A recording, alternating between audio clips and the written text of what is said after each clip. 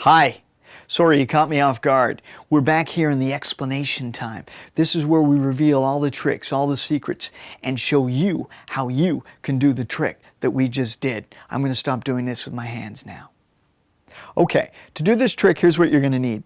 You're going to need a couple of pieces of rope. The exact lengths are 9 inches. This is a small one. It's a 9-inch length of rope. The medium one is a 26-inch piece of rope, and the third one is a 47-inch piece of rope.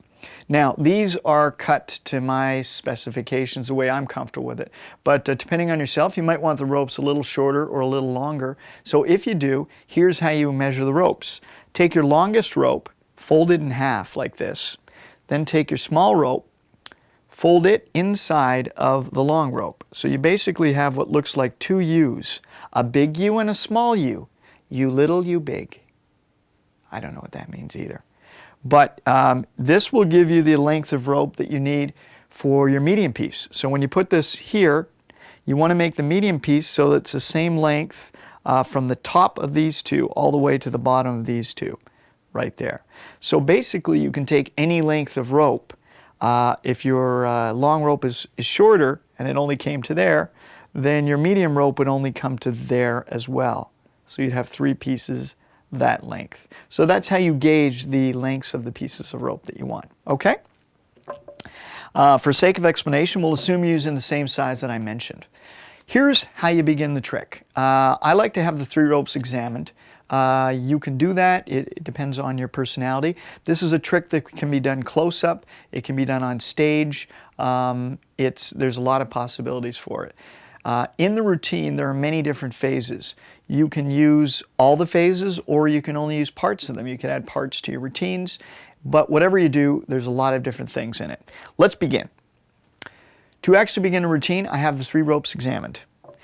I begin by taking back the longest piece. There's a reason for that, because I'm going to lay it into my hand so that there's about 3 or 4 inches, maybe 5 or 6, I don't know, something like that. And it's going to be positioned in my left hand like so.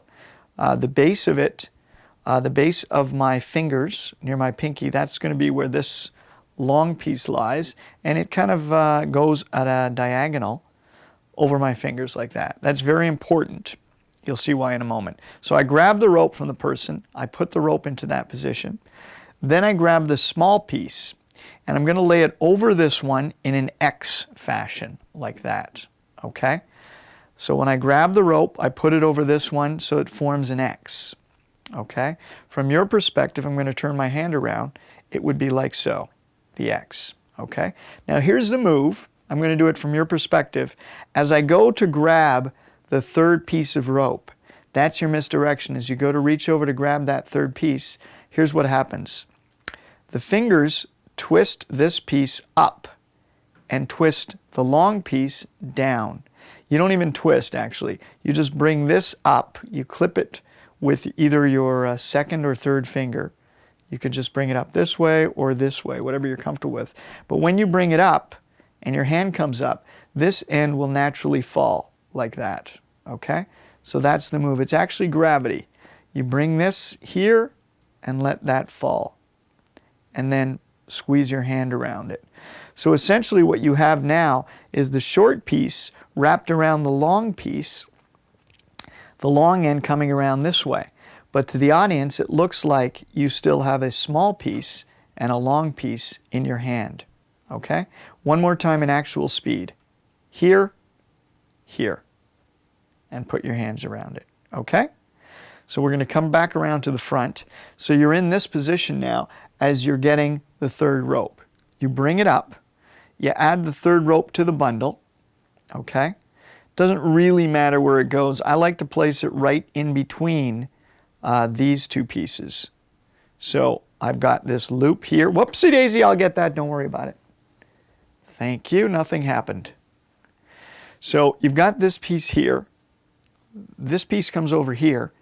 And so I hold it in front of this. So when I spread the ropes out like this, they see a small rope here, the medium rope here, and the long rope here. I'm just crunching them together so that the medium rope ends up in the middle.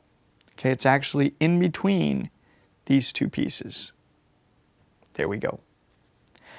So now, to make the ropes go the same size, very simple. You grab this small piece, clip it between your first finger and second, and actually all you're really doing is pulling like this. I'll move the middle piece out of the way. What's actually happening, the long piece is just pulling down like this till they're the same size. And that's the move.